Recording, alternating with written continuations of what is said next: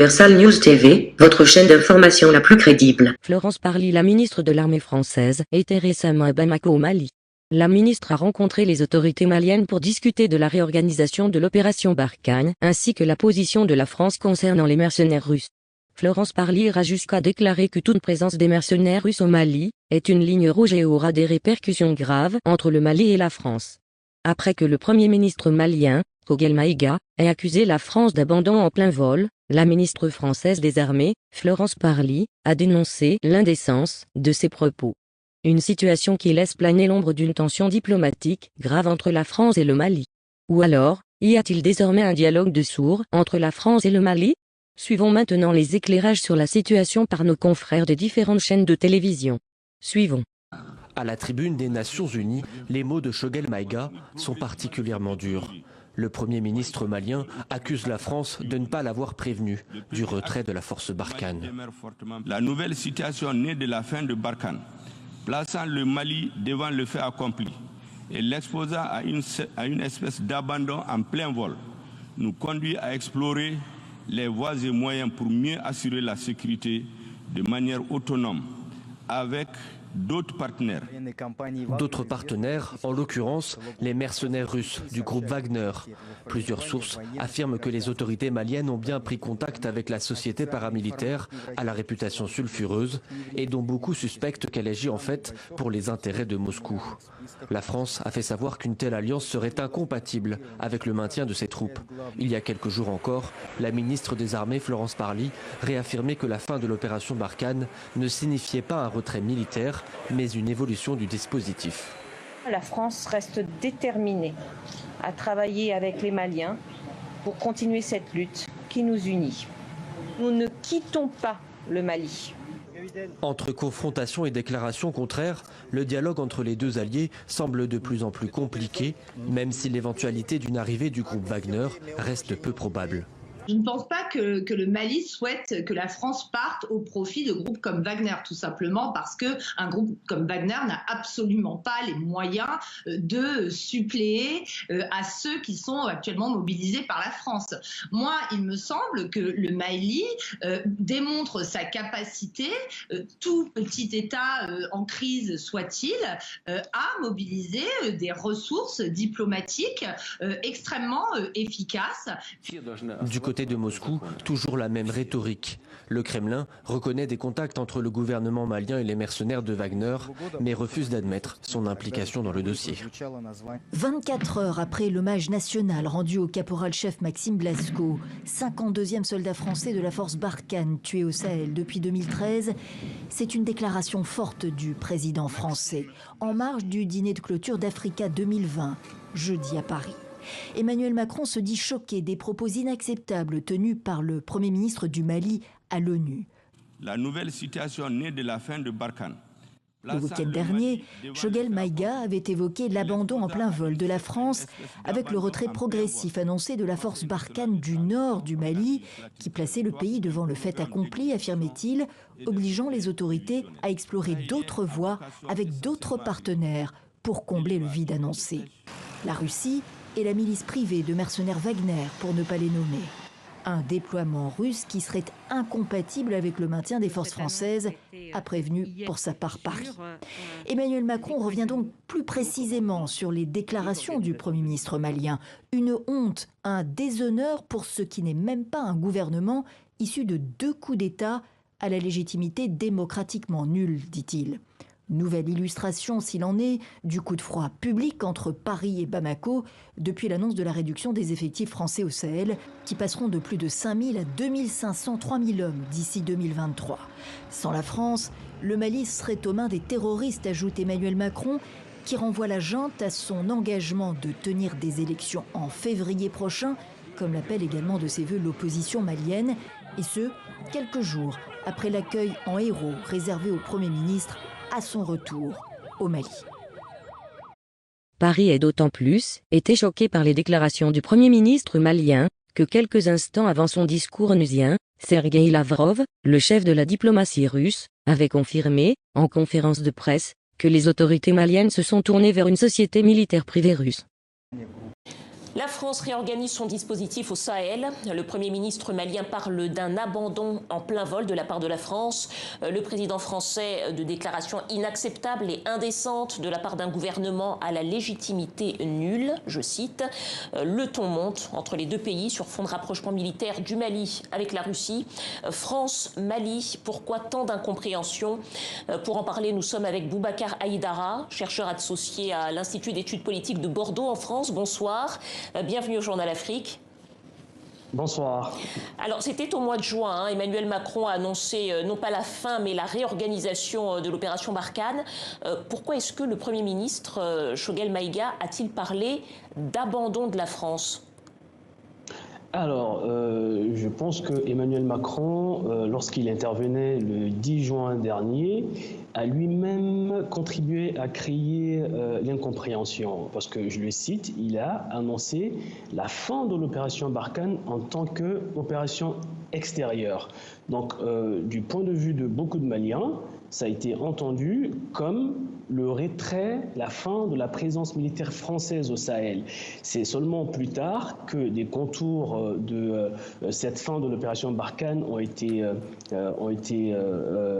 abordés et qu'on a vu qu'en réalité, il ne s'agissait pas de la fin de la présence militaire française, mais plutôt d'une réarticulation de Barkhane qui devrait, au fur et à mesure, laisser place à la task force Takuba. Donc je pense qu'Emmanuel Macron lui-même a créé un petit peu la confusion. Voilà. Mais ça fait quand même plus d'un an qu'il y a eu des manifestations anti-Barkhane avec des appels du pied à la Russie dans les rues de Bamako, des manifestations. Pourquoi est-ce qu'il y a ce sentiment anti-présence française dans le pays ? Alors, ce sentiment anti-présence militaire française, je précise, parce qu'il s'agit de s'opposer à la présence militaire française et non pas de s'opposer à la France, il peut être expliqué par plusieurs éléments. Tout d'abord, et ce premier sentiment s'est exprimé dès le début de la présence militaire française, il s'agit de la relation supposée de la France avec les rebelles Touaregs ou les ex-rebelles Touaregs, qui se ferait, selon beaucoup de Maliens, contre l'État. Alors, beaucoup de Maliens pensent que la France a contribué à faire de Kidal un sanctuaire infranchissable par l'armée malienne et qu'elle œuvre d'ailleurs en faveur de la partition du Mali à travers l'application de l'accord de paix. Il y a un certain nombre de Maliens qui le pensent. Il y a aussi et surtout l'incapacité à régler le problème sécuritaire malien dans une dimension strictement militaire. Ce qui, à mon sens, n'est pas imputable à l'incapacité des forces françaises, mais plutôt à la difficulté de traiter le problème malien dans une dimension militaire. Il y a beaucoup d'initiatives qui sont évoquées aussi ici au Mali. Par exemple, le fait de pouvoir parler, de dialoguer avec les groupes djihadistes locaux, chose que la France ne veut pas entendre. Alors, les Maliens, certains d'entre eux se posent la question quel est l'intérêt finalement de s'opposer à des initiatives de dialogue entre l'État qui se formaliserait, entre l'État et les groupes djihadistes, quand on sait très bien que ces dialogues pourraient contribuer à ramener la paix dans bon nombre de localités ici au Mali. Il y a aussi des Maliens qui vont jusqu'à dire, qui vont jusqu'à mettre en doute la volonté de la France de combattre réellement les groupes armés. Donc ils penseraient qu'elle fait un double jeu, qu'elle laisse les groupes djihadistes prospérer, parce qu'on ne comprend pas qu'avec tout le matériel, avec toute la capacité qui est celle de l'armée française, qu'elle soit incapable d'apporter de façon significative une réponse à l'insécurité. Mais ces accusations, je le précise, ont toujours été le fait d'une partie de la population et n'ont jamais trouvé écho auprès des autorités maliennes, quelles qu'elles soient. Ni l'ancien régime, ni même les militaires, quand ils sont venus au pouvoir, ne se sont jamais opposés à la présence militaire française. D'ailleurs, quand les militaires arrivent au pouvoir, parmi les premières garanties qu'ils donnent, c'est le respect de tous les accords que l'État malien a avec ses partenaires, en l'occurrence donc le maintien de l'opération Barkhane. Merci à vous. Donc, voilà. Merci à vous, Boubacar Aïdara. Merci pour ces explications. Vous êtes chercheur associé à l'Institut d'études politiques de Bordeaux et chargé de cours à l'Université de Ségou au Mali. Merci. Merci à vous. L'ex-puissance coloniale, la France, a joué un jeu trouble et troublant dans notre pays. Ils ont soutenu des groupes armés contre nous. Ils ont mis ces groupes armés au même niveau que notre hit. Vous avez des preuves de ce que vous dites? Mais vous vous souvenez très bien, lorsque Jean-Yves Le Drian a dit que les Touaregs sont nos amis. Autrement dit, les autres Maliens, nous en foutons pas mal d'eux. C'est pas moi qui le dis. L'ancien ministre des Affaires étrangères, Alain Juppé, a dit clairement, après le massacre d'Aguelhok, où des groupes terroristes ont écartelé nos soldats, où des groupes terroristes ont sémé la terreur, ont tué des civils maliens, il a dit que c'est une victoire importante, décisive, militaire. Ils ne l'ont pas caché. Ils n'ont pas caché leur soutien aux séparatistes. Et ça, ils vont le payer. Parce que notre peuple ne l'acceptera pas et notre peuple ne le pardonnera pas. Okay. Aujourd'hui, ce positionnement, ce nouveau positionnement du Mali, des autorités de la transition, est-ce que vous le comprenez? Est-ce que ça ne va pas isoler, comme le dit Florence Parly, le Mali? Mais isolé pourquoi? Le Mali est un État souverain. Le Mali est qu'aujourd'hui, on a les moyens de notre orgueil? Mais ce n'est pas une question d'orgueil. Vous savez, ce que la France, le leadership français ignore, aujourd'hui, notre pays est essentiellement composé de personnes dont la génération n'a pas connu la colonisation. Nous n'avons pas connu les années de l'indépendance. Nous sommes une génération totalement décomplexée.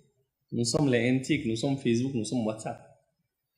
Donc, nous n'avons pas peur de regarder nos interlocuteurs français droit dans les yeux et leur dire ce que nous pensons.